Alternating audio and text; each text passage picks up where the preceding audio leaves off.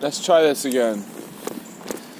A video diary while I'm cycling, because the angle is rather wonderful, I think, and actually you're able to see my face, whereas usually I'm in the dark. As to the contents, I'm interested to see, because I often find I actually have a lot of lovely flowing ideas when I'm cycling, and especially if I'm on a familiar route as I am in my commute, then it kind of makes sense.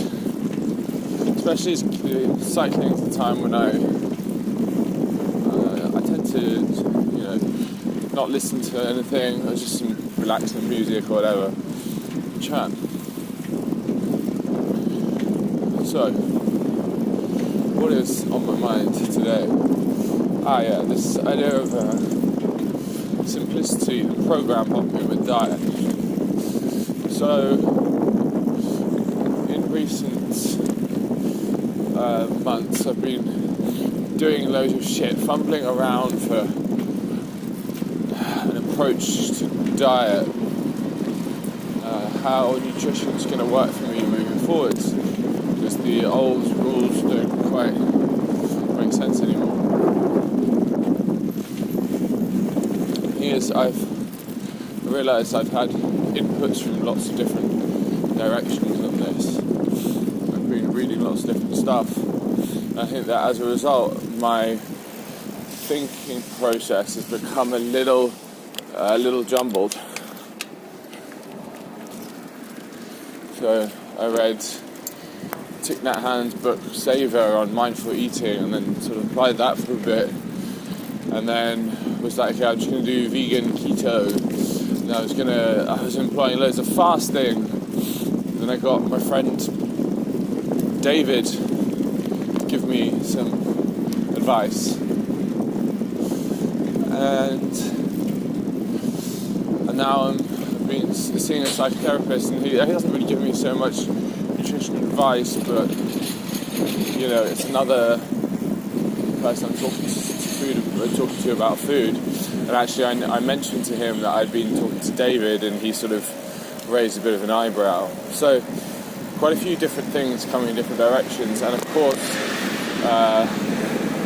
various other ideas that have come to me from my past also threading into the mix.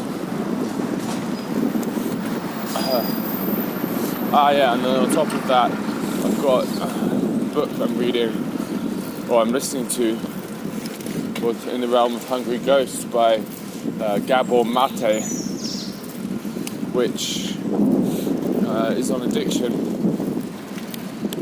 and I'm just listening to the approach that he recommends taking. So the question for me today is, what do I do? And I think the answer we're looking for is not so much what do I add, what is my diet missing, so to speak, but what's the real juice out of everything I take. When we simplify things down, we let the dust settle. And for me, when I meditate on that, when I allow the superficial to fade away, well, the direction I'm going in is certainly Taoist. Is a direction inspired most by David, I suppose, my friend, which is the direction of respecting my intuition with food and actually acting on it. So that means playing around with different stuff, not saying that this food is good, this food is bad.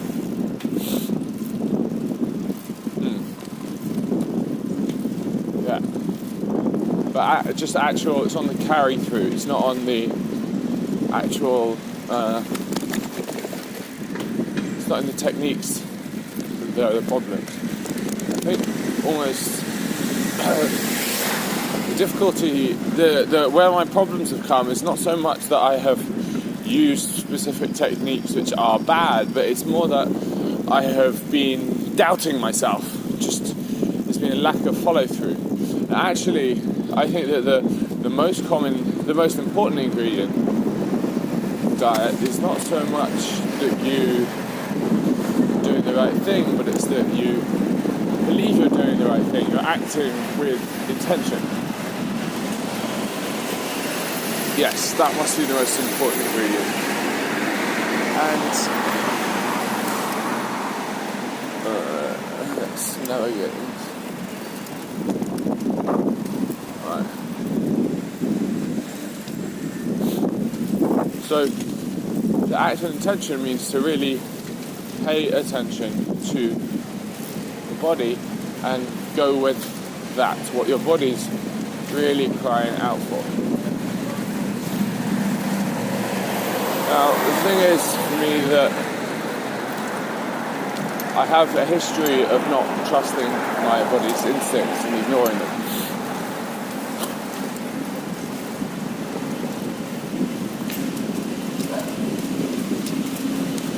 So, this requires a little sort of discipline to really stick with what my body's telling it, rather than telling those signals that they're wrong. So, I think to that end, in terms of some kind of application of this, the Gabor Mate's plan for dealing with addictive tendencies sounds helpful. Whenever I notice myself having some sort of craving for food outside what, I think is normal for the day, I think the practice is to stop for a moment, take a few breaths, look at that urge, question it. Say, is this a bodily urge or a head urge? And then maybe write it down. And then ask myself, where does this come from? Where does this desire come from? If it's a heady kind of urge, what's the emotion associated with it? I've been doing this to some extent, but I think doing something a little bit more formal for a while, some kind of structure might be helpful. Because really what we're doing here is kind of reworking my patterns. And that requires kind of conscious effort and intention. Yes.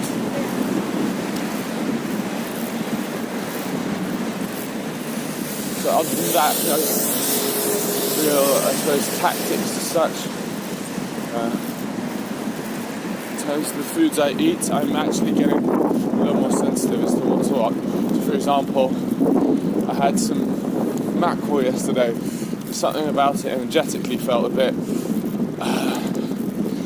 metallic, and like my body didn't really want it. My body could sense that. These kind of things. Been noticing recently, for example, corn, as in with a Q, feels a little texture's not good for the body. Heavy cheese, again, heavy. My constitution, it likes kind of light, cleanish foods. I mean, there will be times when slightly more heavy food suits me, but I think that's overall what my body kind of likes.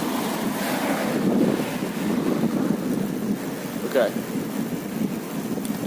This has actually been quite a successful video, I think. I might start doing this a little more.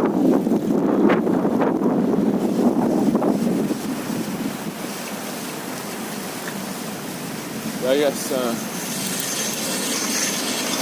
today I'm listening to her body signals, and I'm going to do a fast today.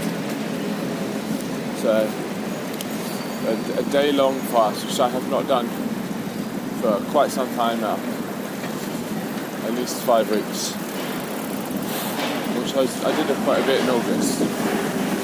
And when I did do it, it was effective and useful. So let's try it. I have that feeling of, I feel a little bit sort of bloated and heavy, and like my body and mind needs to digest, you know.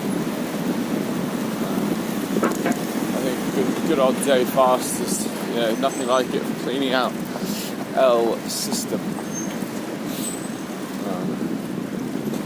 The funny thing is, I've had quite a few moments like this recently where I had some sort of resolution to eat well or do whatever, and then I sort of succumbed. I suppose that's because I've been allowing the old habitual thought patterns to win. It's got quite a strong grasp on me. But I realise too that every time I kind of succumb to that, I feed it. And also I realised that I can overcome these patterns. I did so with my tick I had on my hand. So progress is possible. When I say tick on my hand, I used to pick my fingers, and sort of psychologist about that. Through sort of mindfulness-based techniques, I was actually able to ease that habit very quickly. I think this is probably in large part due to how intuitive, how practiced I am in meditation. Yeah. If I can use that same background I have in meditation to changing my thought patterns around food, then that can really help. Another next step is to discuss with David about these things. So I see him as like he's my sort of health kind of nutrition coach. He's the person I talked about these things. So he's the person I want to speak to next. Yeah. Cool. That was a helpful video. That's one. No.